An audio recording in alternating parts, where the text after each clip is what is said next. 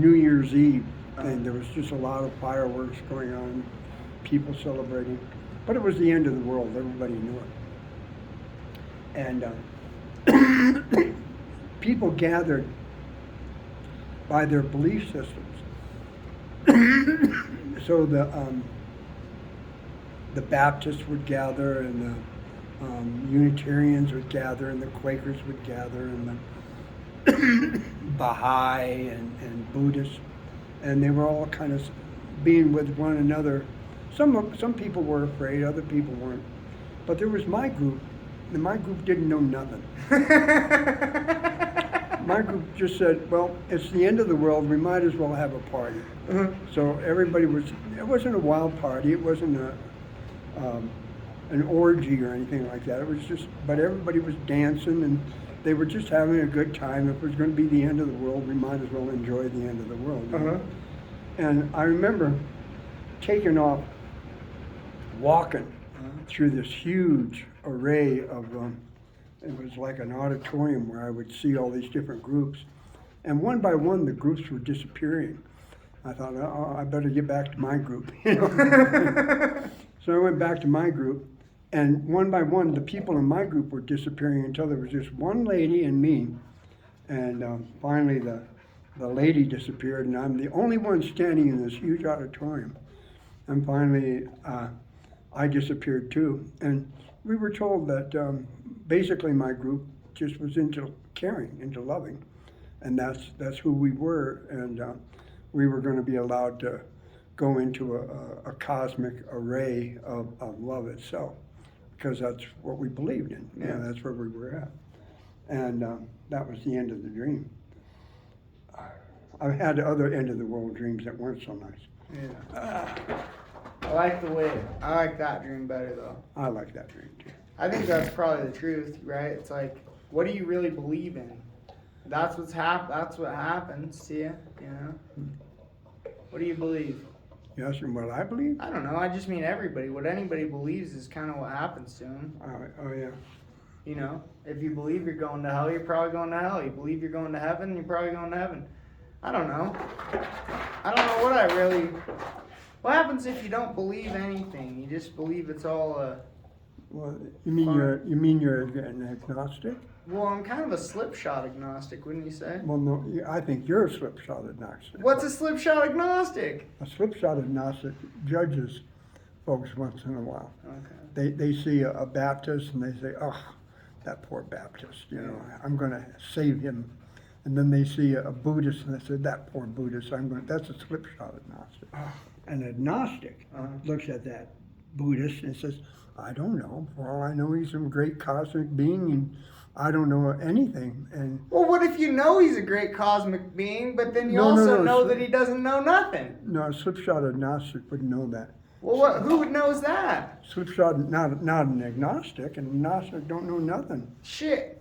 Well, they don't know that either. Can I call myself a slipshod agnostic if I don't? Yeah, you can call yourself a slipshod agnostic. Yeah. I can call myself a slipshod. Yeah, you're a slipshod agnostic. All right. Which means you think that you got a message that people need to hear. Okay.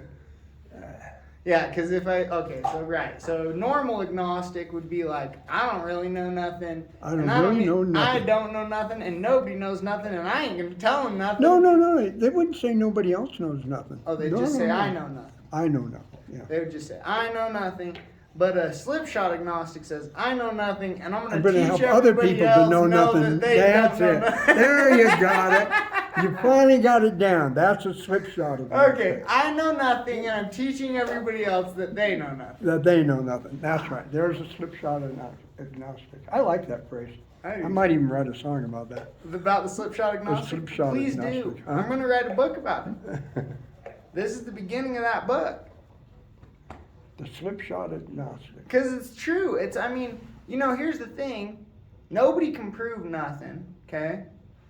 All we can prove is that God is part of everything, right? You got the Fibonacci. No, you can't prove that. Why? You can't prove the thing.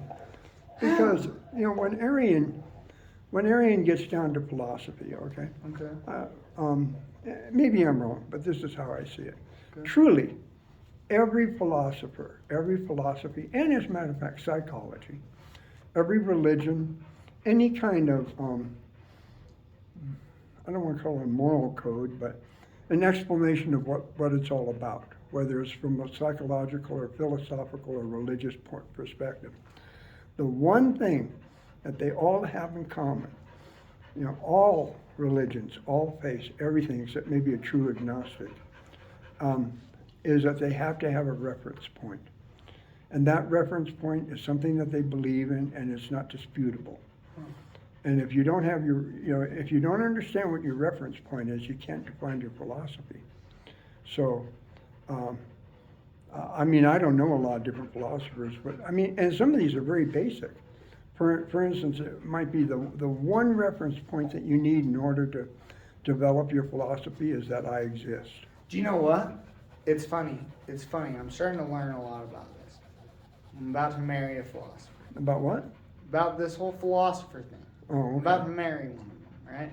About what? I'm going to marry a philosopher. Oh, you're going to marry a philosopher. I'm starting to learn about philosophers, right? Okay. And then what I'm learning about them is basically what a philosopher really is a slipshod agnostic. No. It's not? Because they don't. Well, what do you think it is? It just depends on the philosophy. Some of them claim that they know it all. Some do. Some say that the beginning of knowledge is knowing that you don't know nothing. But it doesn't matter what. Can I ask you, what separates a philosopher from A psychologist? from me, from a writer? No, you're all philosophers. Anybody who writes? Any human being is a philosopher. So every human being is a philosopher. Yeah. The question is, do they claim to be a philosopher? Well, some people don't spend 1 ounce of energy asking themselves what is it all about. So let's say like these famous ones like Aristotle or Socrates or all these whatevers, right? The ancient ones. Do you think they thought themselves philosophers, or did they just write shit down and then eventually the human consciousness was like, oh, they were philosophers? The crew that you're talking about believed that life could be understood. That was one of their reference points.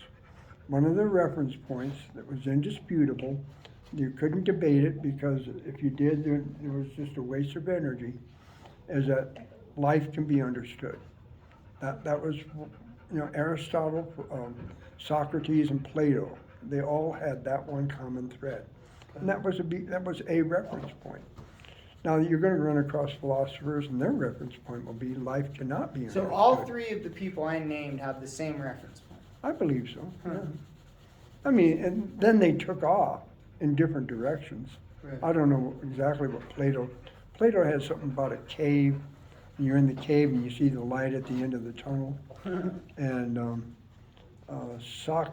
Plato, I believe, said that he was taking the lessons from Socrates and writing them down. So basically, he was Socrates' apprentice. Huh? Apprentice? Not just apprentice, but the guy who wrote it all down. Mentor? Not scribe? mentor. Scribe. Scribe. He was the scribe for. But they did start from the perspective that life could be understood. Not all philosophers start from that. I don't understand. I haven't studied philosophy in a long time, but I think it was Descartes who said, "I think, therefore I am." But that was a reference point. He had to start off with the idea of saying, "I think." He can't prove that he thinks. No, he can't. There's no way of proving that he thinks. Right. So he finally said, "Okay, I'll take this as my reference point. I think, therefore I am." Now he's ready. Now he's ready to start coming up with all kinds of different ideas, and he can build his philosophy. But without that reference point, he's stuck. And any of us are stuck without a reference point. My heart beats, therefore I love. So, I come along and say, hey, what if we chose our reference points? Just for the sheer fun of it. Not because it was proven. That's important because a reference point can't be proven. What if we just choose to believe that love is the reason for existence. Mm-hmm. But we chose it. You know, we want to believe it. Right. And then we build our lives and our philosophies and what we do with our lives and what we do with our businesses and politics and everything else based on that first assumption that we made, that we chose to make. Which that was? Love is the reason for existence. So you go ahead and you say, I'll choose to believe that. Right. You can't prove it. Right. Can't prove it even kinda. You can't even kinda prove it. But if you say, that's what I choose to believe, and then you get a whole bunch of other people choosing to believe that, and what you're going to get is a whole bunch of people who have that as their reference point, but then they're going to go off on tangents with their philosophies that they've developed from that. But still be an interesting world. Yeah. It's an interesting world whether they do it or not. Right, Narnie? Yeah. It's as dark as I want to get. All right. Well, I love you. So I'll see you later. I'm glad you conned me into this. It'll be good. Oh, speaking of cons, no, I don't want to turn it into a con. What? The idea of using your debit card to make a 1 instead of a 0, it's okay. it ain't that bad. All I'm saying is, how am I going to ever get a patron if I don't have one patron? I don't know who's going to do it. Maybe I might just have to buy my own patron. I don't know. I'm willing to be your patron. All right, we'll figure it out. Dad, I'll be honest. You don't need to spend the $5. You know, you could probably use it for gas or firewood or whatever. Hey, I'll tell you what. We're going to be broke soon. I know. We're going to be busted here. We're down to. I got $50 left on the card that I was supposed to buy firewood with, and my 2 bank accounts are almost empty. So Well, you bought firewood. You got wood. Yeah, but whether we got enough to get through the winter or not. Yeah, you do. We got you a good amount of cords there. You think so? Yeah. Well, let's see. We're burning through it pretty fast. Well, if we need more wood, we'll get more wood. I'm here. We're good. We're gonna take care of this.